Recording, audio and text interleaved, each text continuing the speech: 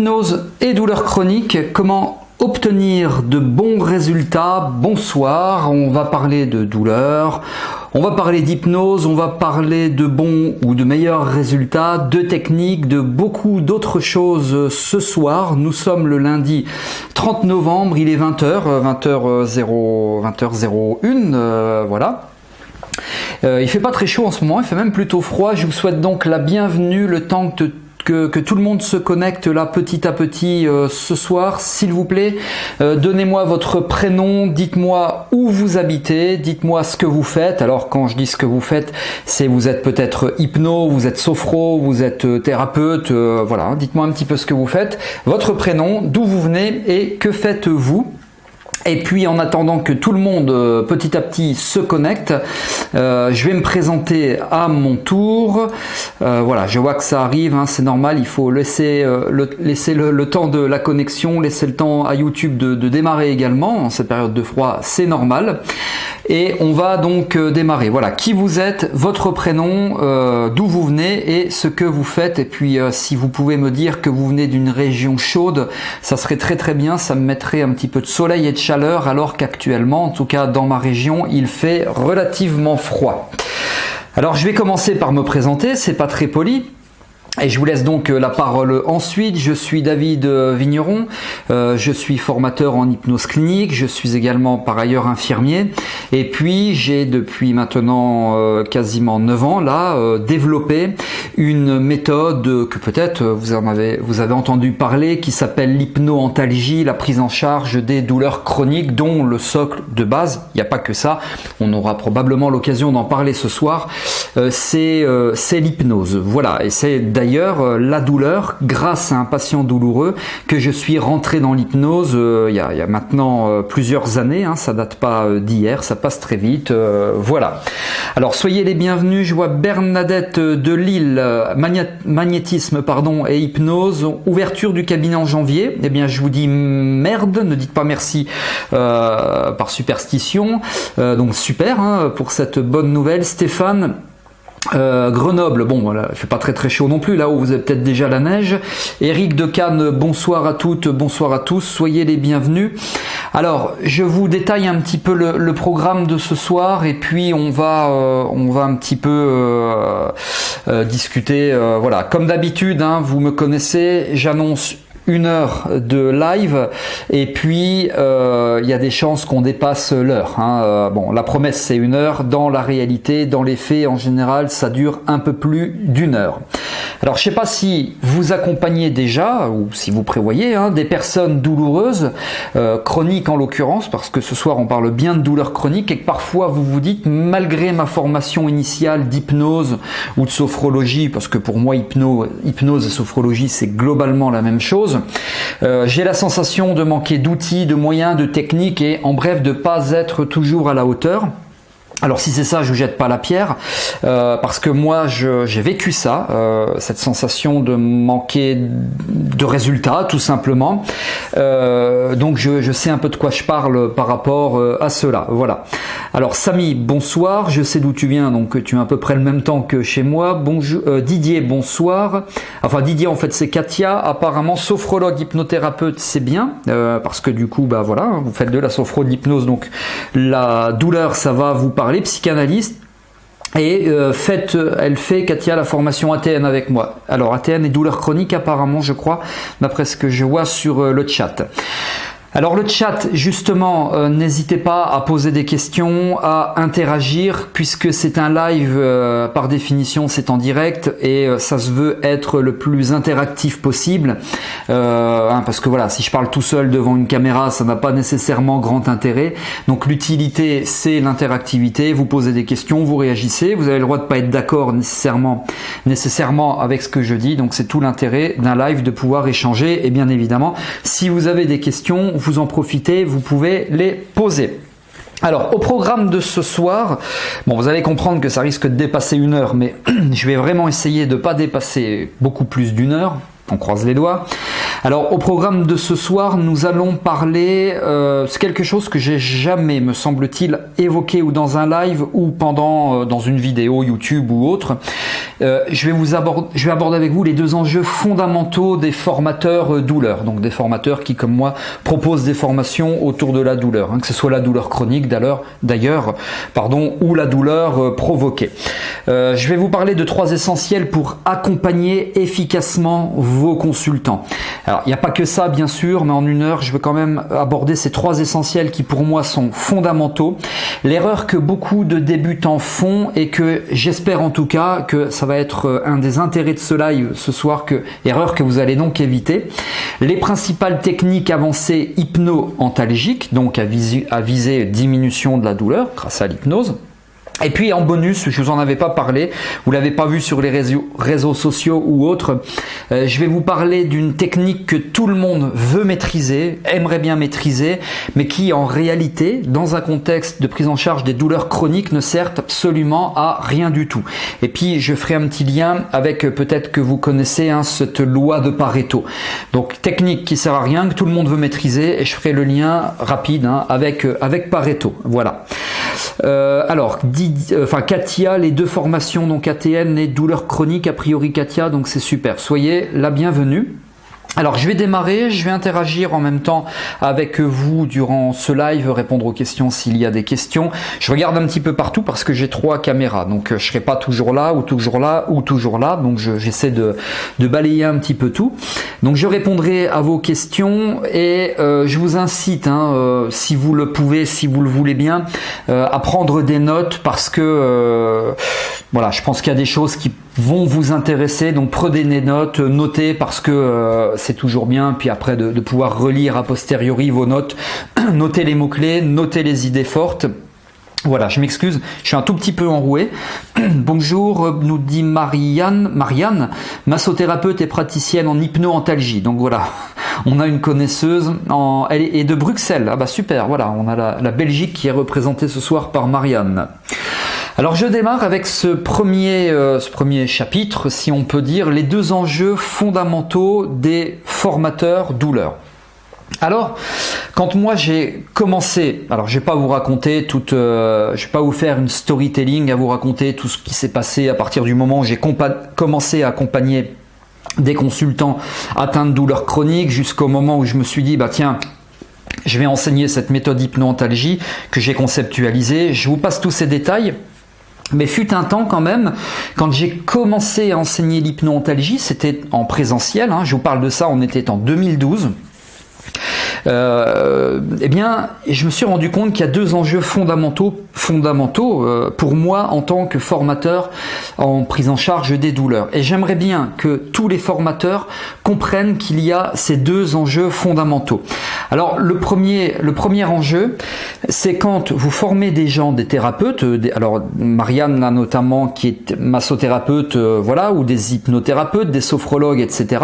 Ce que j'appelle des clients directs. Vous allez comprendre pourquoi je parle de clients directs. Eh bien, le premier enjeu, c'est de satisfaire ces thérapeutes, c'est-à-dire en gros de vous satisfaire parce que vous venez à Paris, à Bordeaux, à Liège, que sais-je encore, il y a le train, il y a le resto, il y a tout ça, il y a l'hôtel et compagnie. Donc évidemment, c'est normal, il faut que vous soyez satisfait. Ça, c'est le premier enjeu et c'est celui qui, de prime abord, est tout à fait naïvement, j'allais dire, m'intéresser parce que ce sont les praticiens que j'avais en face de moi, premièrement. Et deuxièmement, dans les mois suivants, donc dans cette année 2012 suivant mes débuts d'enseignement de l'hypno-antalgie, eh bien, j'ai eu des retours de ces praticiens qui me disaient, alors non pas je suis satisfait de la formation, il y en avait tant mieux, bien sûr, mais mes patients, mes consultants sont bien, ils ont moins mal, ils gèrent leur douleur grâce à ce que j'ai appris, etc. Et donc ça, c'est le 2e enjeu fondamental et c'est ce qui fait toute la complexité des formations, notamment douleur, des formations en général, c'est de satisfaire également. Je vais utiliser un terme que j'utilise très peu, le terme client, vous m'entendez très rarement l'utiliser. également satisfaire le client final. Donc le client final, comprenez le patient, comprenez le consultant, en bref le douloureux, hein, la personne qui vient, qui a des douleurs. Donc l'enjeu est double, c'est de premièrement satisfaire le thérapeute qui vient se former et deuxièmement de faire en sorte que les consultants au bout du compte qui viennent parce qu'ils ont mal consulter le thérapeute que j'ai initialement formé, et bien que ce consultant puisse gérer ses douleurs. Et ce n'est pas une mince affaire, parce que la pédagogie, l'enseignement, l'animation de groupe et compagnie, c'est déjà pas évident. De transmettre un message qui ensuite va être transmis à des patients, c'est pas évident. Dans un contexte de douleur chronique, c'est pas très simple. Donc voilà. Et je me suis toujours, alors ça fait quand même un tout petit peu storytelling, hein, je me suis toujours attaché à veiller à ce que, au bout du compte, le client final, donc les consultants, donc maintenant je vais parler de consultants et plus de client final, hein, vous voyez de quoi je veux parler, à ce que les consultants obtiennent de bons résultats et viennent en 1, 2, 3, 4 séances, enfin pas une, hein, en 2, 3, 4 ou 5 séances, et puis qu'au bout du compte il y ait l'obtention de résultats, donc l'atteinte d'objectifs, parce que je vous rappelle qu'en psychopédagogie, et je trouve que c'est quand même assez applicable en thérapie, que l'objectif en psychopédagogie se détermine par un résultat à atteindre. Donc voilà pourquoi je parle de résultats. Donc voilà pour les deux enjeux fondamentaux. Moi, ce qui m'intéresse au bout du compte, et aussi, c'est que le consultant ait moins mal. Les consultants aient moins mal, même ceux du coup que je vais pas voir, hein, que je ne vois pas, puisque c'est vous, dans ce contexte de formation, là en tout cas, qui les voyez si je vous forme. Bon, et puis après, il y a eu l'enjeu formation en ligne hypno-antalgie, elle a 3 ans, un tout petit peu plus de 3 ans dépassés de quelques jours, pour tout vous dire, c'était début novembre 2017. Et bien que les gens qui bénéficient de ces formations en ligne et qui ensuite vont aider les consultants, que encore une fois, le client direct et le client final, que tout le monde soit content. Donc voilà pour les deux principaux enjeux qui me tiennent vraiment à cœur. Ça fait un petit peu introduction, un petit peu longue, mais je pense que c'est important parce qu'on a le consultant au bout du compte qui a besoin de nous, qui a des douleurs. On va parler de douleurs et donc si vous avez déjà accompagné des personnes atteintes de douleurs, vous savez à quel point l'enjeu est important face à ces personnes qui sont atteintes de douleurs chroniques. Voilà, j'aborde maintenant 3 essentiels pour accompagner efficacement vos consultants. Juste avant cela, je vous pose une question, répondez-moi dans le chat en quelques mots, hein, c'est pas nécessairement la peine de vous étaler. Dites-moi, je m'excuse pour la voix, la principale erreur que vous-même avez commise. Alors, je ne parle pas nécessairement dans vos débuts, je parle bien évidemment dans une prise en charge de douleurs chroniques. Voilà, ce qui pour vous en tout cas, vous le considérez comme étant une principale erreur. Et moi, je vais vous expliquer là, dans ce déroulé là, quelle a été pour moi ma principale erreur et je vais vous expliquer en quoi j'ai rectifié, vous allez comprendre. Et c'était en l'occurrence dans mes débuts. Alors premièrement, dans les 3 essentiels pour accompagner efficacement vos consultants, le tout premier, c'est que vous devez connaître les douleurs chroniques. J'ai pas dit, et j'insiste là-dessus, j'ai pas dit que vous devez comprendre les personnes atteintes de douleurs chroniques, parce que c'est pas facile de se mettre à la place de quelqu'un d'une part, d'autre part de se mettre à la place de quelqu'un quand nous-mêmes n'avons pas de douleurs chroniques, de se mettre à la place de quelqu'un quand on n'a pas les mêmes antécédents, le même vécu, etc. Donc je parle pas de comprendre les douleurs chroniques, je parle de connaître d'un point de vue assez théorique les douleurs chroniques, c'est-à-dire les différentes composantes qui constituent les douleurs chroniques. Là, il y en a plusieurs, hein, je ne vais pas toutes vous les détailler. La composante sensoridiscriminative, affectivo-émotionnelle, il y en a d'autres, il y en a 4 en tout. Donc bien comprendre ces composantes, bien évidemment les connaître. Pourquoi, je vais vous expliquer. La typologie des patients douloureux chroniques, ce qu'ils attendent de nous, qu'est-ce qu'ils vont faire, comment ils vont réagir, quand ils vont commencer à aller mieux, à avoir moins mal, qu'est-ce qu'il risque de se passer. Les enjeux, les conséquences des douleurs chroniques, etc. Donc voilà, en bref, connaître un petit peu d'un point de vue théorique, une espèce de culture générale au niveau des douleurs chroniques. Pourquoi ? Parce que quand on connaît tout cela, eh bien, on comprend, j'allais dire aisément, on comprend, dans le sens on capte, on intègre en quoi c'est important de travailler pas que sur la douleur, mais également sur le stress ou encore ce qu'on appelle en hypnose, je parle de cette technique dans mes formations, HRG, l'hypno-relaxation graduelle. Donc quand on connaît bien un petit peu ce phénomène de douleur, en l'occurrence douleur chronique, on comprend pourquoi est-ce qu'il faut travailler sur le stress, pourquoi est-ce qu'il faut travailler sur le relâchement musculaire, pourquoi est-ce qu'il faut travailler sur l'anticipation de la douleur, en bref, pourquoi est-ce qu'il ne faut pas travailler que sur la douleur en elle-même. Et je vais vous détailler ça dans quelques instants, je vais vous expliquer pourquoi je vous parle de tous ces petits trucs qui gravitent autour de la douleur, tandis que le motif de consultation initiale n'est pas nécessairement le stress ou un problème de tension musculaire ou ce genre de choses. Donc ça c'est la première chose, bien connaître les douleurs chroniques dans l'aspect sous leur forme théorique. Alors sans pour autant faire des DU douleurs, des trucs hyper compliqués, hein. Je suis pas en train de vous parler de trucs méga scientifiques, très compliqués, mais un minimum.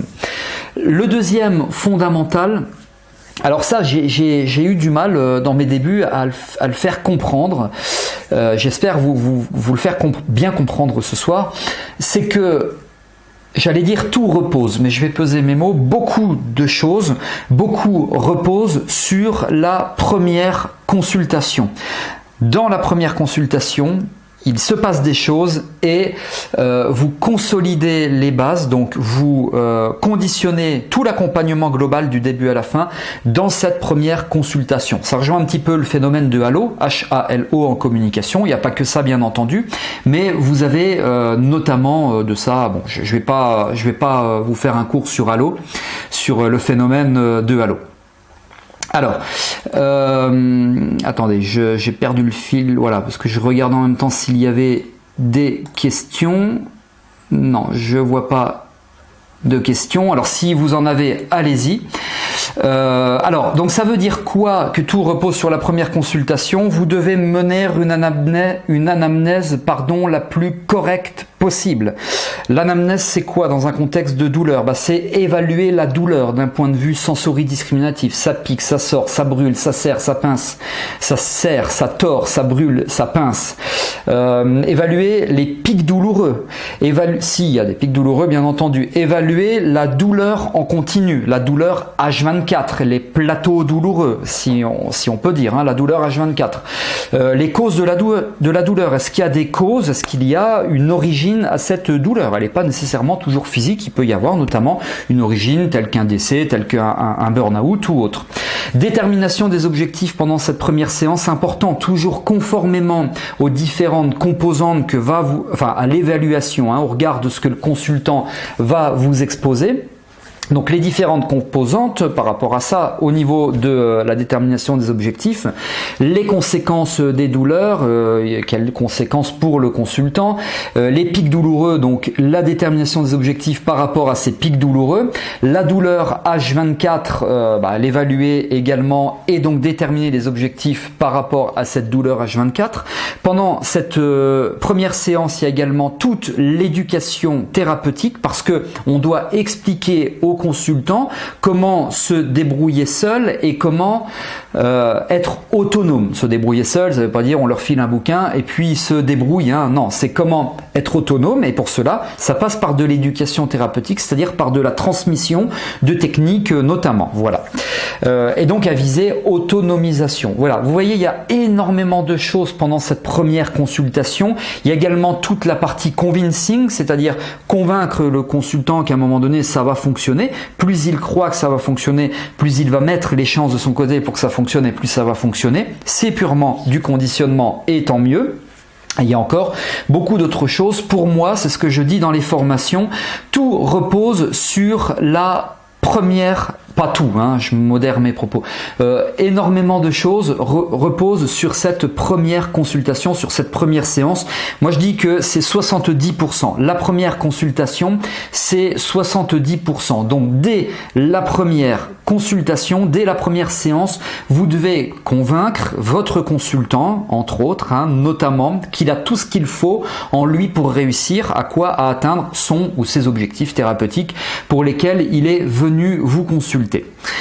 Ça, c'était le deuxième point. Et le troisième point, c'est le fondamental, hein, par conséquent, c'est que vous devez aider vos consultants à mobiliser leurs ressources. Quand je parle de mobilisation de ressources, il y a toutes les ressources mentales. On est très connecté en hypnose sur les ressources mentales, le neuro, si je peux un petit peu vulgariser. On est très connecté sur les ressources mentales, mais il n'y a pas que le mental.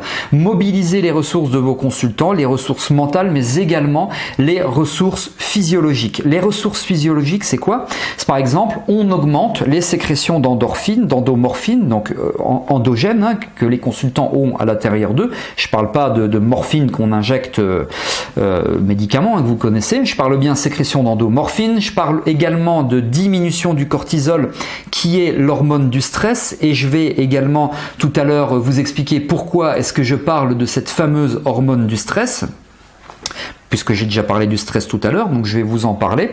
Donc voilà, aidez votre consultant à mobiliser toutes ces ressources également physiologiques. Ça passe aussi par la mélatonine, qui est l'hormone du sommeil. Et en clair, vous comprenez que tandis que je vous expose ces fondamentaux, vous comprenez que en fait, c'est pas, quand on accompagne des personnes atteintes de douleurs chroniques, il ne s'agit pas juste de lire un script, mais on est bien, bel et bien dans une prise en charge globale, dans une prise en charge complète, complexe par moment aussi. Il faut être formé pour ce faire, et que c'est pas juste la lecture d'un script, sans quoi ça serait bien trop facile, mais en tout cas, à mon sens, totalement inefficace. Bon, je dis pas que les scripts sont pas efficaces, ça peut beaucoup aider parfois, je suis pas contre les scripts, mais dans une prise en charge globale, totale et complète d'une douleur chronique, il suffira pas de lire un script. Voilà. Alors, je vois que apparemment il y a des soucis, et c'est normal puisque on est toujours en plein confinement avec la connexion. Je m'en excuse. Bon, ça rame énormément, donc c'est pas grave. De toute façon, vous aurez le replay parce que j'ai une caméra HD qui tourne, donc vous pourrez voir le replay quand vous le voulez. Il sera bientôt à votre disposition, et c'est pour ça que j'ai pas énormément d'interactions dans le chat. Voilà, dites-moi juste si vous m'entendez toujours au niveau du chat. Voilà, comme ça je saurai. Alors, je poursuis. Je vous demandais tout à l'heure, on parlait d'erreurs. L'erreur que beaucoup de débutants commettent, mauvaise connexion. Ouais, j'en suis désolé. C'est déjà le dernier confinement, enfin le premier confinement, c'était très compliqué également avec les connexions, et voilà, donc je suis désolé, mais vous aurez le replay si toutefois la connexion est très mauvaise. Non pas que la connexion se fasse mal entre la France et la Belgique, c'est que pour le moment, en plus à cette heure-là, 20h20 à peu près, tout le monde doit être sur internet, et comme j'ai pas la fibre, ben ça tire de tous les côtés. Enfin bref. Donc l'erreur que beaucoup de débutants commettent, et que moi évidemment c'est une erreur, donc je vous incite à l'éviter, c'est une erreur qui conduit à avoir peu de bons résultats, et puis qui peut nous conduire, nous praticiens, c'est moi, ça l'a été, c'est en connaissance de cause que je vais vous parler de ça, la frustration, la gêne envers le consultant parce que vous n'avez pas forcément de bons résultats, ça marche pas très bien, je me sens nul, enfin vous voyez un petit peu toutes ces cognitions négatives, est-ce que je suis vraiment fait pour ça, pour faire de l'hypnose, etc. Alors cette erreur c'est quoi? Et pourtant je vous parle d'hypnose, donc et je vais développer, je vais argumenter. Quand on accompagne des personnes atteintes de douleurs chroniques, l'erreur c'est de travailler seulement avec l'hypnose. Pour moi, et d'ailleurs l'hypno-antalgie c'est ça, j'ai développé hypno-antalgie et hypno dedans, mais si j'avais mis dans le titre tout ce qui compose la méthode, le titre aurait été très long. Il n'y a pas que de l'hypnose, donc ne cherchez pas à travailler qu'avec de l'hypnose. Pourquoi? Parce que quand on parle de douleur, on parle de cette notion de douleur complète, de douleur totale, ce qui fait que, que la douleur est constituée de plusieurs composantes. Alors par exemple le stress, plus on a mal, plus on stresse, plus on a mal. C'est un exemple que je vous donne comme ça à la volée très rapidement, je développe pas plus, mais c'est pas forcément vrai pour tous les types de douleurs, bien entendu. Et puis il n'y a pas que cette composante-là qui constitue la complétude de la douleur. Il y a plusieurs composantes qui constituent donc cette fameuse douleur complète ou la douleur totale. Donc moi je dis la douleur n'est pas que de la douleur, donc il ne faut pas traiter que la douleur, pas nécessairement traiter que la douleur. Et ça veut dire quoi? Ça veut dire qu'il y a des outils qu'on peut combiner à l'hypnose qui s'appellent par exemple cohérence cardiaque. Dans l'hypno-antalgie, dans la formation, je parle de cohérence cardiaque antalgique parce que c'est pas la vraie cohérence cardiaque telle que peut-être vous l'avez apprise ou lue dans des livres notamment. Voilà, il y a plein d'autres méthodes. Le convincing, on est plutôt sur un mode conversationnel. Et c'est important de ne pas travailler qu'avec de l'hypnose pour avoir de bons résultats. Donc en fait, quand je dis j'accompagne des gens pour les aider à gérer leur douleur chronique grâce à l'hypnose, c'est pas tout à fait juste parce qu'il y a d'autres choses qui se greffent à ça, dont la cohérence cardiaque antalgique, comme je vous ai dit, dont le convincing. Par exemple, il y a quelques années de cela, je reçois une dame qui avait, je sais plus, 70, 80 ans, peut-être plus proche des 70 ans, qui, adressée par son médecin, est venue me voir pour des douleurs chroniques. En fait, c'était des colopathie fonctionnelle. Elle était suivie, ça faisait 40 ans qu'elle avait ces douleurs-là, et sur la première séance fondamentale, 70%, je vous l'ai dit, sur la première séance, eh bien, j'ai travaillé sur la composante stress. Alors, la détermination des objectifs, l'anamnèse, tout un tas de choses, voilà, sur la première séance qui dure à peu près 1h15 à 1h30, et uniquement sur la composante stress. Elle me téléphone au bout de, je sais pas, peut-être 10 jours, 15 jours après cette première consultation. Elle me dit, est-ce que je maintiens le rendez-vous ou est-ce que je l'annule? Parce que j'ai quasiment plus de douleur. En tout cas, moi, ça me va comme la façon dont j'ai encore peut-être un tout petit peu mal, mais c'est 10 fois moins qu'avant. Enfin, voilà. Donc, est-ce que oui ou non, je reviens vous voir? Finalement, je lui ai dit, revenez, qu'on finalise quand même le travail. Et on s'est vu que 2 fois, mais on aurait pu se voir qu'une fois. Bon, moi, je préférais quand même la voir une deuxième fois. Donc, vous voyez, la douleur n'est pas que douleur. Et cette dame, en l'occurrence, là, sur la première séance, je lui ai pas proposé d'hypnose type lévitation, état modifié de conscience tel que vous le connaissez, donc hypnotique pur et dur. Ça a été de la cohérence cardiaque antalgique avec tout ce que je greffe lors de la première séance. Et il se trouve que ça a très bien fonctionné. Donc, lors de la deuxième séance, là, j'ai fait de l'hypnose parce que je voulais en faire et je voulais aller au bout du processus puisqu'elle était là, autant investir le temps. Voilà, tout simplement. Donc l'erreur fondamentale, c'est de travailler seulement avec l'hypnose. Moi, quand je me suis formé dans mes débuts, je vois qu'il y a des questions, j'arrive. Quand je me suis formé dans mes débuts, au début, quand je commençais à pratiquer, eh bien, j'avais que l'hypnose. Mais l'hypnose, telle que vous la trouvez dans les livres, dans n'importe quel ouvrage que vous achetez en grande surface ou ailleurs, j'étais assez frustré parce que j'avais pas de bons résultats. Mais comme par ailleurs, à côté, pendant ce temps-là, je me formais à d'autres choses, c'est comme ça que l'hypno-antalgie est née, parce que j'ai greffé tout ça à l'hypnose. Et à un moment donné, je faisais pas que de l'hypnose, je faisais plein de trucs. Et c'est de là que l'hypno-antalgie est née. Et surtout que j'ai commencé à avoir de bons retours de mes consultants, parce que c'est quand même ça avant toute chose qui m'intéresse, bien sûr. Alors Katia, j'ai fait 2 consultations douleur chronique suite à ma formation. Un consultant est arrivé donc avec une douleur à 9 sur 10, c'est sur 10, constante depuis 4 ans, l'autre à 8, et l'autre à 8. Voilà. Après la première séance, il ne voulait pas repartir, ni l'un ni l'autre. Alors je comprends pas trop, il ne voulait pas repartir, mais ni l'un ni l'autre ne sont revenus pour la deuxième séance, nous dit Katia. Alors développez un tout petit peu pourquoi est-ce qu'il voulait pas repartir. Et ça arrive, effectivement, c'est typiquement, vous voyez, je rebondis sur ce que je disais tout à l'heure avec la dame là dont je vous parlais, des gens pour qui effectivement ça se passe très bien et qui annulent ou qui reviennent pas en deuxième séance. Bon, alors c'est quand même pas la majorité, ça reste une minorité, même si ça arrive, néanmoins ça reste quand même une minorité. Mais voilà, moi quand c'est comme ça, je leur demande quand même de revenir en deuxième séance, comme je viens de l'évoquer avec cette dame là pour les colopathies fonctionnelles. Voilà. Voilà, donc allez-y ou rebondissez Katia, parce que je n'ai pas trop bien saisi votre question, j'ai peut-être mal compris aussi, c'est possible, donc n'hésitez pas. Voilà, alors du coup, j'arrive maintenant aux principales techniques avancées hypno-antalgiques. Pourquoi je parle de techniques avancées?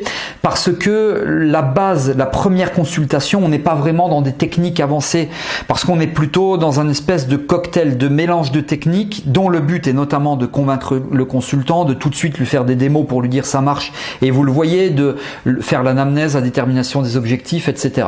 Donc, on n'est pas dans éventuellement ce que vous pensez être, mais comme je vous l'ai dit, c'est la base et ça doit être béton armé parce que ça constitue les fondations de cette maison, donc de tout l'accompagnement. Alors voilà, Katia, alors voilà, elle nous dit oui, en fin de séance, douleur à 0, super, alors il partait de 4 sur 10, non de 9. Voilà, 9 sur 10 depuis 4 ans. Ah oui, alors, voilà, un était à 9 sur 10, l'autre à 8 sur 10. Et voilà, en fin de séance, la douleur à 0. Donc, ils étaient trop bien. Donc, je pense que c'est la raison pour laquelle ils voulaient pas repartir. Voilà, c'est super. Donc, je pense qu'effectivement, Katia, vous avez fait du bon boulot. Vous avez bien conduit la première séance telle que je propose de la conduire, et par conséquent là au regard de ce que vous me dites, je pense que vous serez assez d'accord avec ce que je dis. La première séance hypno-antalgique, évidemment c'est 70% du travail, donc c'est fondamental. Voilà. Alors rebondissez, je regarde en même temps le chat. Alors du coup j'arrive maintenant aux principales techniques avancées hypno-antalgiques, comme je vous ai dit. Alors la technique qui pour moi ne sert à rien, d'ailleurs Katia pourra en témoigner puisque j'en parle même pas dans la formation, qui sert à rien et pourtant tous les praticiens aimeraient la maîtriser, l'apprendre, etc. parce que ça fait un petit peu magie comme ça, un petit peu spectaculaire, c'est la fameuse technique du gant anesthésiant. Ne sert à rien du tout, je l'assume, je le dis, la technique du gant anesthésiant ne sert à rien du tout.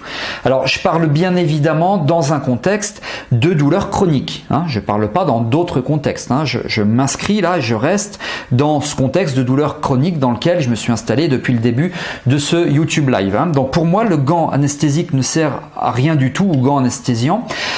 Imaginez, vous avez une personne qui vient vous voir en consultation pour une sciatalgie par exemple, donc dorsalgie, puis ça fait mal derrière la cuisse, la fesse, genou, jambes, mollets, tout ça, etc. Je vois vraiment pas en quoi juste proposer cette méthode technique du gant anesthésique va pouvoir aider le consultant, d'autant plus que là c'est une douleur diffuse, irradiante, qui irradie donc le trajet du nerf sciatique, la fesse, la cuisse, etc.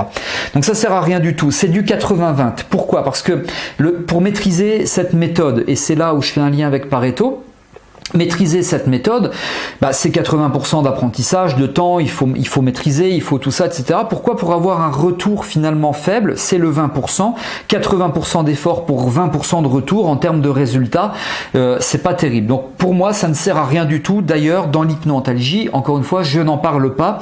J'ai dû faire il y a quelques temps des vidéos, je sais même pas si c'était le gant anesthésiant, je sais plus, je vous avoue, je crois que c'était dans les années 2011 ou 12, où je pique une jeune fille avec des aiguilles intramusculaires au niveau de la main, mais c'est pas la technique du gant anesthésiant d'une part, je ne crois pas, je me trompe peut-être, mais surtout d'autre part, là on est sur une douleur provoquée, on n'est pas sur une douleur chronique dans ces démonstrations que vous pouvez facilement retrouver sur la chaîne YouTube. Alors voilà, Katia, en fin de séance, douleur, ils étaient trop bien. Bernadette nous dit qu'elle est d'accord. Voilà, donc super Bernadette, je sais pas précisément avec quoi vous êtes d'accord, mais voilà, bon c'est bien. N'hésitez pas à me dire, parce que il faut que je me remette dans le bain quand je vois vos messages. Donc voilà. Donc le gant anesthésiant, vous embêtez pas avec ça, ça servira à pas grand chose. Alors du coup, sur quoi est-ce qu'il faut vous attarder? À quoi? Qu'est-ce que vous devez maîtriser? Premièrement, le fait d'autonomiser vos consultants. Je pense, il y a 2 ans, j'ai sorti une formation sur l'éducation thérapeutique, une formation en ligne. Moi, j'ai toujours travaillé avec l'éducation thérapeutique, déjà étant formateur, ensuite étant infirmier, évidemment. On est en long, en large et en travers initié à l'éducation thérapeutique. J'ai suivi d'autres formations après dans mon cursus hospitalier. Donc, je pense en France être un des premiers à vraiment parler de devoir intégrer l'éducation thérapeutique dans dans les prises en charge, hypnose, sophrologie ou autre, voilà, psychologie, psychothérapie et compagnie. Parce que vous transmettez un savoir-faire à votre consultant quand vous êtes dans une dynamique d'autonomiser, quand vous voulez l'autonomiser. Parce que s'il a mal à 4 heures du matin, il va pas vous appeler, faites-moi quelque chose avec le gant anesthésiant, faites quelque chose, j'ai mal, la main sciatique, etc. Ben non, 4 heures du matin, a priori, vous n'allez pas pouvoir l'aider, vous dormez normalement, et quand bien même vous êtes en boîte de nuit, vous répondrez pas au téléphone. Et donc, ça veut dire qu'il faut qu'il puisse se débrouiller tout seul. Gérer notamment les pics douloureux, gérer les douleurs H24, ou même si c'est 16 heures sur 24, peu importe. Et pour ça, il faut bien transmettre des connaissances. Et ça passe par de l'éducation thérapeutique. C'est notamment des démonstrations que vous devez réaliser, des fractionnements. C'est, Katia, vous l'avez vu dans la formation, fractionnement, comme le bloc opératoire en plusieurs étapes sur la première consultation. Dedans, il y a de l'éducation thérapeutique. Donc, vous devez les autonomiser. Intéressez-vous à l'éducation thérapeutique, j'aime beaucoup. Évidemment, aimant la pédagogie, c'est assez logique que j'ai quand même une certaine affinité avec l'éducation thérapeutique. La deuxième méthode avancée, c'est le lieu de bien-être. Mais c'est pas le simple lieu de bien-être, fermez vos yeux, et partez au bord de la mer. Il faut bien comprendre que c'est un lieu de bien-être qu'on intègre dans un état d'hypnose qu'on essaie d'être quand même assez profond, d'où les fractionnements dont je parlais tout à l'heure, dont le but des fractionnements est d'arriver à un état d'hypnose quand même relativement profond, un minimum, autant faire se peut.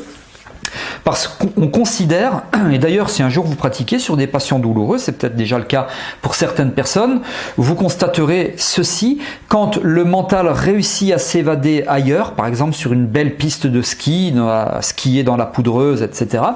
Quand donc le mental se connecte à autre chose, se déconnecte de la douleur, eh bien le consultant a moins mal. C'est-à-dire que la perception douloureuse diminue.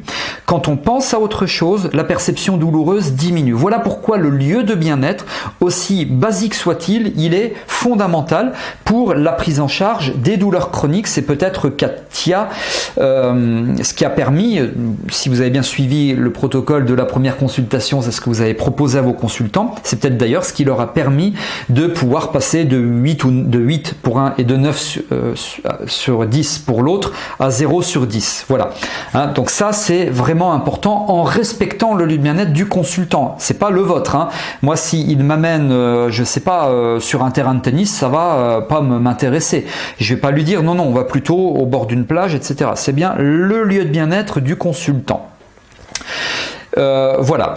Ensuite, alors je vois des questions alors c'est toujours Katia, voilà, alors Katia, oui, formation top pour autonomisation, oui voilà, éducation thérapeutique, autonomisation, puis vous voyez là vous passez, pas vous en l'occurrence, vos consultants passent de 9 ou 8 sur 10 à 0, donc voilà, parce que vous avez tout fait comme il faut, donc ça c'est super, bravo.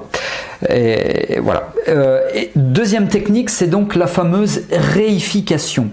La définition que je donne à la réification, indépendamment du fait qu'on explique que c'est de chosification, moi je dis, accrochez-vous, on objective la subjectivité. Traduction, ce qui est très subjectif, c'est la douleur. On ne fait pas une prise de sang, et puis on voit le résultat, vous êtes à 1,2 g par litre de sang, comme la glycémie, là vous êtes à 8,4 millimoles, je sais pas quoi, par litre de sang, donc c'est à dire que vous avez effectivement beaucoup de douleur. Non, c'est très subjectif la douleur, il y a l'aspect sensoridiscriminatif, ça pique, ça brûle, ça sort, ça tord, ça pince, etc. La composante sensoridiscriminative, affectivo-émotionnelle, donc il faut savoir l'évaluer. Et donc la réification, moi je vous conseille de l'utiliser pour tout ce qui est globalement localisé. Je vous donne un exemple. Un jour, j'ai eu un consultant, c'était un médecin, ce consultant, pour une tumeur du fémur, mais qui était bénigne, néanmoins, douleur chronique qui se les coltinait depuis 3 ou 4 ans. Ces douleurs chroniques très localisées. Et lui, comment est-ce qu'il chosifiait, comment est-ce qu'il objectivait la douleur? Il s'imaginait que c'était il me le montrait, à peu près cette taille-là, une braise, comme les braises de barbecue pendant l'été, donc c'est-à-dire pas maintenant, comme les braises de barbecue, qui étaient posées sur son fémur, qui est rouge écarlate, éclatante, et qui brûle la cuisse, etc. C'est une sensation de brûlure provoquée par cela. Donc on a travaillé sur l'extinction, je ne sais plus exactement ce qu'on a fait, mais atténuer la brûlure, donc le rouge s'estompe, etc. Puis on éteint en fait la braise de feu, quoi. Voilà, hein, on a travaillé sur ça. Ce qui est très important dans la réification, retenez bien, c'est que c'est plutôt sur du localisé. Tandis que pour l'autre technique que je vous donne, il y en a d'autres, hein, mais je vais pas passer la soirée là-dessus parce que je crois que voilà, déjà là, je pense que je tiendrai pas 1 heure, enfin je ferai plus d'1 heure. Et à contrario, quand ce sont des douleurs plutôt diffuses, par exemple, les douleurs diffuses, ça peut être une sciatalgie, dorsalgie, irradiante sciatique, donc sciatalgie, une lombosciatalgie par exemple, ou ce genre de choses. Ça peut être dans un cadre de fibromyalgie, des douleurs diffuses ou plusieurs douleurs localisées. Quand on est dans un contexte de douleurs diffuses, eh bien là, ça sera plutôt la matière apaisante, matière anesthésiante, matière adoucissante, matière reposante, voilà. En bref, matière apaisante. Et là, cette matière apaisante, c'est quoi? C'est par exemple, un exemple qui me vient en tête, une dame, le lieu de bien-être, et là on peut combiner les deux, c'est ça qui est bien, qui se promène dans la forêt et elle voit une fontaine en pierre, un truc sympa, et dans l'eau de cette fontaine, c'est une eau qui est apaisante, un tout petit peu légèrement gélatineuse et qui sent la lavande. Voilà, donc on est sur l'odorat, on est sur le kinesthésique quand elle va rentrer dans l'eau, le synesthésique parce qu'elle se sent bien, tout ça, voilà. Et voilà, et donc là c'est matière apaisante. C'était un contexte de douleur diffuse, hein, je crois que c'était des lombosciatalgies pour cette dame, et voilà, elle rentre dans la fontaine de pierre, hein, dans la matière apaisante, ça soulage, etc. Voilà. Alors ça peut aussi marcher pour des douleurs localisées, mais l'avantage de la réification pour les douleurs localisées, c'est qu'on est beaucoup plus fin, beaucoup plus précis, parce qu'on se concentre pleinement, le consultant se concentre pleinement sur la braise, hein, par exemple, si je reprends l'exemple de la braise, tandis que se concentrer pleinement sur tout un corps douloureux, c'est un petit peu plus compliqué. Donc la matière apaisante pour des douleurs diffuses est quand même beaucoup plus appropriée. On peut inverser, on peut faire de la réification pour des douleurs diffuses un peu plus compliquées, on peut faire de la matière apaisante pour une douleur localisée un peu plus compliquée. Voilà, globalement ça se prête bien par rapport à ce que je vous dis, réification localisée, matière apaisante, douleur plutôt diffuse, généralisée ou irradiante. Mais après bien sûr on peut mixer, on peut manager le truc un petit peu différemment. Alors là, je vous explique de base ce qu'on peut faire. Voilà. Et ce qui est très bien, si je reviens sur la réification, c'est de laisser le consultant trouver ce que j'appelle la stratégie de transformation. C'est comment est-ce qu'il va pouvoir se débarrasser de la braise. Est-ce qu'il l'enlève de la cuisse, mentalement bien sûr, parce que déjà c'est mental, hein, la braise, il n'y a pas vraiment une braise. Est-ce qu'il l'enlève de la cuisse? Est-ce qu'il met de l'eau? Est-ce qu'il imagine qu'elle se renferme comme ça sur elle-même et qu'elle diminue, qu'elle rétrécit, etc. Voilà. Mais ça, ce sont des stratégies de transformation qui sont évoquées, que le consultant va trouver lui tout seul, et c'est pas nous qui allons lui dire voilà, je vous conseille de faire comme ça, vous diminuez avec de l'eau, avec je sais pas quoi, voilà. Hein, c'est vraiment le consultant qui détermine lui-même sa stratégie de transformation. Voilà. Alors, vous comprenez, hein, du coup, par rapport aux techniques hypno-antalgiques avancées, par rapport à tout ce que je vous dis, il y en a d'autres. Hein. Il y a le lâcher-prise antalgique, l'autogestion kinesthésique en état ordinaire de conscience. Enfin, il y a d'autres techniques hypno-antalgiques, bien sûr. Il n'y en a pas 50, hein, parce que le but, c'est pas d'avoir 50 techniques. Le but, c'est d'en avoir une petite dizaine, hein, 8, 9, 10, mais qu'on maîtrise toutes, parce que ça sert à rien d'enseigner 250 techniques et d'en maîtriser aucune. Hein. Moi, je suis partisan du pragmatisme, le moins possible mais le plus efficace possible, comme ça on maîtrise, et au bout du compte, comme Katia l'a dit par rapport à son retour d'expérience, on a des bons résultats, hein. Voilà, pour moi c'est, si vous me connaissez un petit peu, pratico-pratique, c'est du pragmatique, parce qu'on a des consultants face à nous, donc il ne faut pas vraiment trop tourner autour du pot, me semble-t-il.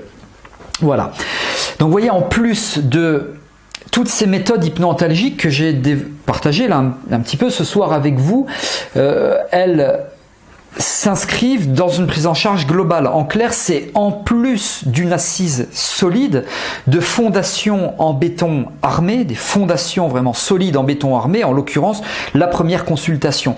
Rien ne se fera sans la première consultation. Pour moi, une réification, un lâcher prise antalgique, une matière apaisante, tout ce que vous voulez, sans une bonne première consultation, ça sert à rien. Ou alors vous allez faire 20% du boulot et puis il manque 80%, c'est quand même dommage. Donc les 70% de la première consultation et puis les consultations derrière qui vont suivre, puisque ça ne s'arrête pas au bout d'une première consultation, eh bien tout cela va faire que votre prise en charge, vos prises en charge seront efficaces. Bon, évidemment, tout ça, ça s'apprend. Si je résume un petit peu tout ce que je vous ai dit jusque-là, misez beaucoup, je me répète, sur la première consultation qui doit être béton armé. Avoir des connaissances sur la douleur, je vous en ai parlé au début, ce qu'elle est, ce qu'elle n'est pas, ses composantes, l'impact de la prise des composantes, l'impact des composantes sur la prise en charge des douleurs. Faites de l'éducation thérapeutique comme si vous enseigniez, c'est ça d'ailleurs, c'est pas comme si vous enseigniez vos techniques aux consultants, à vos consultants pour les autonomiser et pour les aider à mobiliser leurs ressources. Éducation thérapeutique, autonomiser, mobilisation des ressources mentales et physiologiques. Bien sûr, vous devez maîtriser les techniques hypno-antalgiques avancées, réification, matière apaisante, le lieu de bien-être, le convincing, je l'intègre dedans, le primo-convincing, donc le convincing tout début, pendant la première consultation, etc. Et donc bien travailler sur l'ensemble des composantes qui constitue la complétude de la douleur chronique. Il faut vraiment travailler sur tout. La douleur n'est pas que douleur, focalisation de l'attention sur la douleur en fonction des douleurs, contractures musculaires, stress, etc. Et voilà, il faut bien travailler sur toutes les composantes et parfois même en travaillant sur une autre composante. C'est le cas des colopathies fonctionnelles que j'évoquais tout à l'heure, qui n'est pas la douleur. Eh bien, indirectement ou directement, remarquez, je ne sais pas, on traite la douleur. Voilà, donc tout ça est vraiment important. J'espère que vous avez pris des notes. Enfin, si vous avez pris des notes, là, vous avez un petit peu mal au poignet quand même, parce que c'est vrai que je parle assez vite ce soir. Donc tout ce que je vous ai expliqué là, ça fait entièrement partie de ma formation en ligne, dont je vous ai parlé, que notamment Katia a suivi, donc prise en charge des douleurs chroniques grâce à l'hypno-antalgie, qui dure à peu près 25 heures. En termes de contenu, vous y passerez un peu plus de temps quand même, en accès illimité, avec bien sûr, je l'intègre dedans, une garantie satisfait ou remboursée de 30 jours. Voilà. Je vous colle le lien du programme si un jour vous voulez voir un petit peu ce que c'est ça ou aller un petit peu plus loin, enfin pas Katia en l'occurrence qui a déjà commencé, mais et que vous vous dites tiens, la douleur chronique, j'aimerais bien me former parce que comme David dans ses débuts, je me sentais un petit peu, pardon pour le terme que j'emploie, c'est un terme de jeune, je me sens un petit peu à la ramasse. Voilà, c'est éventuellement une formation que vous pouvez suivre et qui va vous apporter, croyez-moi, de bons résultats grâce aux 10 modules qui sont présentés dans cette formation. Vous traitez globalement la prise en charge, important, traitement global de la prise en charge des douleurs grâce à l'hypnose entre autres. Il y a l'éducation thérapeutique dans la formation, prise en charge des composantes qui constituent, donc je vous en ai parlé, la complétude de la douleur. On parle bien sûr important de gestion du stress, je développe les techniques hypno-antalgiques avancées, il y en a d'autres, je vous les ai pas toutes données là ce soir. Comment est-ce qu'elle s'intègre dans cette prise en charge globale? Comment réaliser une bonne première séance avec du convincing, du primo-convincing, faire des démonstrations, une bonne détermination des objectifs thérapeutiques, etc. Donc il y a tout ça dans la formation. En plus, j'y glisse des bonus. Il y a la formation hypnose pratique, praticien en hypnose. Si c'est nécessaire pour certaines personnes de revoir les bases, c'est tant mieux, il faut en profiter. Une formation développer sa clientèle, développement stratégique, ça peut toujours servir. Et il y a un apport de contenu du docteur David O'Hare, qui est l'auteur du best-seller Cohérence cardiaque 365 que je vous recommande de lire. Et d'ailleurs, David O'Hare dit ceci à propos de l'hypno-antalgie. L'hypno-antalgie, je lis, je cite, est un sujet d'actualité quotidienne qui n'est ni simple à organiser en formation, ni aisé à présenter d'une manière complète et synthétique. David a créé cette formation de toutes pièces et c'est pour moi un modèle du genre. Fin de citation. Donc de David O'Hare. Il y a également 2 musiques hypnotiques qui durent chacune un peu plus d'1 heure et un accès gratuit, limité à un groupe Facebook pour échanger avec moi, les autres participants. C'est toujours intéressant qu'on puisse répondre à vos questions. Il y a également d'autres bonus, etc. Voilà, vous pouvez les trouver facilement sur la page dont je viens de partager le lien. Alors, si vous avez des questions, allez-y. Je suis encore disponible malgré la complexité des connexions Internet en ce moment. Je sais de quoi je parle puisque j'ai fait quelques lives ces derniers temps, donc il faut faire avec. Voilà, donc si vous avez des questions, des réactions, des commentaires, allez-y, des partages d'expériences ou que sais-je encore. C'est toujours intéressant de pouvoir partager. Et je vous rappelle bien, pour que ce soit bien clair au cas où je ne l'ai pas été, réification matière apaisante, ça s'inscrit au milieu d'une prise en charge, pas au tout début, mais une prise en charge que vous avez le mieux possible commencer à assurer grâce à cette première séance dont je vous ai parlé plusieurs fois. Faites bien la différence entre la réification, la chosification objectivée, la subjectivité, où là on est plutôt quand même, on sera plutôt efficace sur une douleur localisée pour la réification, tandis que la matière apaisante, ça sera plutôt une douleur généralisée. Enfin généralisée, une douleur diffuse ou alors une douleur irradiante. Lombosciatalgie, c'est les lombaires et ça diffuse, ça irradie donc au niveau du trajet du nerf sciatique, fesses, cuisses, jambes, etc. Et là, effectivement, la matière apaisante, dans ce contexte-là, peut être tout à fait intéressante. Voilà, faites vraiment bien la différence entre les deux. Je vous l'ai dit, dans la formation, je vous en parle parce que je trouve important d'en parler. Il y a 2 musiques hypnotiques qui sont offertes, qui font plus d'1 heure chacune. Elles sont bien, ces musiques hypnotiques. Moi, je vous conseille de travailler avec des musiques hypnotiques. Pourquoi ? Tout simplement parce que vous aidez le cerveau à rentrer plus vite, plus facilement, plus durablement, plus efficacement en état modifié de conscience, parce qu'elles sont calées sur une certaine fréquence, en l'occurrence du 10 Hz. Donc moi je vous explique comment travailler avec ces musiques. On peut travailler sans, il y a des thérapeutes, des praticiens qui travaillent sans ces musiques, c'est super. Moi je conseille, j'incite vivement, j'impose rien, je suggère, on va dire, c'est très hypnotique, je suggère de travailler avec ces musiques. Voilà. Que vous fassiez des accompagnements pour des personnes douloureuses, que ce soit du tabac, des phobies, du stress, préparation d'examen, peu importe. Pour moi, hypnose, quand on fait de l'hypnose ou de la sophrologie, pour moi, il n'y a pas de grosse différence entre les deux. C'est bien de travailler avec ces musiques hypnotiques. Voilà, pour ce que je voulais vous dire par rapport à ça. Alors, Lucie... Bonsoir à tous, bonsoir Lucie, j'ai suivi la formation avec David en hypno-antalgie, cette formation est complète et synthétique, merci Lucie, c'est très gentil de témoigner en direct ce soir, je confirme, merci à vous David, je m'apprête à suivre la formation ATN, voilà. Alors ATN c'est le sevrage tabagique, Lucie, enfin vous le savez puisque vous vous apprêtez à la suivre en l'occurrence, là aussi il y a du travail pour la formation ATN, peut-être quand même un petit peu moins de travail que pour la douleur, la douleur c'est à peu près 25, on est quasiment maintenant à presque 30 heures de contenu parce qu'il y a des démonstrations, même des démonstrations de praticiens qui ont été formés, etc. Donc on arrive à une trentaine d'heures. Le tabac c'est un petit peu moins quand même, mais il y a quand même du travail à fournir. Lucie, je suis pas en train de vous dire qu'il va falloir vous reposer sur vos lauriers. En tout cas, merci pour ce témoignage, Lucie. Et bonne formation antalgie si vous n'avez pas terminé ou ATN quand vous allez la commencer. Donc c'est pas Didier, c'est Katia. Vous verrez ATN est aussi très bien. Merci Katia, c'est très gentil. Il y a aussi le groupe ATN dans lequel on échange. Bonne soirée à tous. Katia, merci. Bonne soirée à vous également.